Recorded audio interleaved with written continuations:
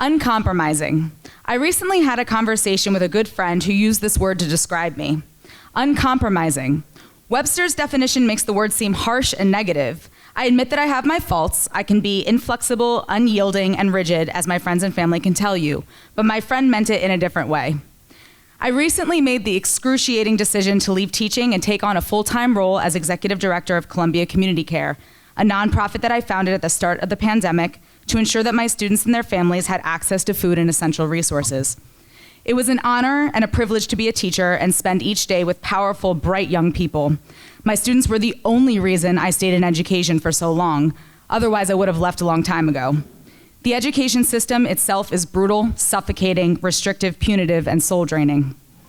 I took the responsibility of being an educator very seriously, and the education system taught me early on to be uncompromising. No, not inflexible or rigid or strict, but unwavering and uncompromising in my morals and values as a teacher, which are the following. The educator has the duty of not being neutral. There is not a single aspect of education that is free from injustice, and education is inherently political. Educators cannot be neutral because that means you are denying the lived experiences of our children in a system penetrated with racism. 2, teachers must know their students in order to teach them well. Relationships are certainly important, but educators must love their students. And too many of our educators don't love the students that they teach, particularly their Black and brown students.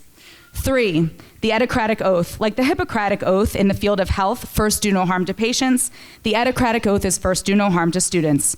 This meant I would never participate in anything that would harm students, and I would fight back against anything that would harm students, even if that meant risking my job. I was uncompromising as a teacher when it came to my educational morals and values. I was unwavering and unwilling to make concessions when it came to the love for my students, creating the space for them to recognize their own power, and providing them with anti-racist and culturally responsive education. Being uncompromising as a teacher subjected me to serious backlash, some of which included threats to my job and even my life. Videos of me discussing teaching truth were plastered all over Twitter and Facebook, where I was called a Marxist by anti-CRT groups and accused of being a danger to white students. Even a teacher at my own school went to the Board of Ed and shared a PowerPoint of a lesson I had taught, accusing me of indoctrination.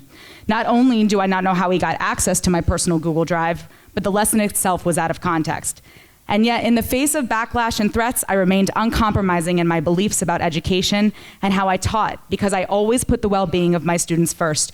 No tweet or threat could ever change that, period. I have learned throughout the past couple years that being uncompromising is transferable to the world of nonprofits, although it is much more difficult when your entire existence depends on others not only investing in your vision, but ultimately investing in you. This is scary for introverted extroverts like me. The nonprofit world can be beautiful, where you find incredibly inspiring human beings who are determined to make this world a better place and communities better for all. I see you, Laura. And yet I left the toxicity of education only to find myself immersed in the reality that is the nonprofit industrial complex. So how do I remain uncompromising and true to myself, my goals, and my vision for an organization that I love and I'm proud of, while navigating this new reality of depending on others to stay afloat? I don't have all the answers, but I will do the following. I will remember who I created this organization for, and remember that those are the voices that I will always center. I will always be uncompromising in ensuring that CCC commits itself to addressing the systemic injustices and root causes of the inequities we see, and work towards collective power and freedom. I will commit to the mission of Columbia Community Care and strive to live the concept of community over competition.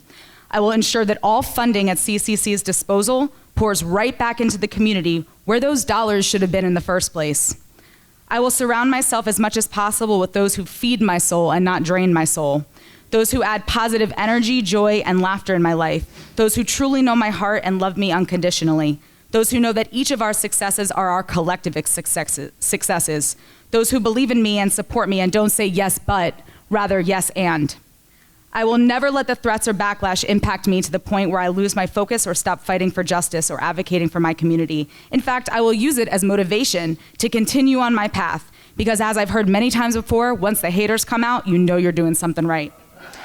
I will be uncompromising in maintaining my peace, self-love, and healing.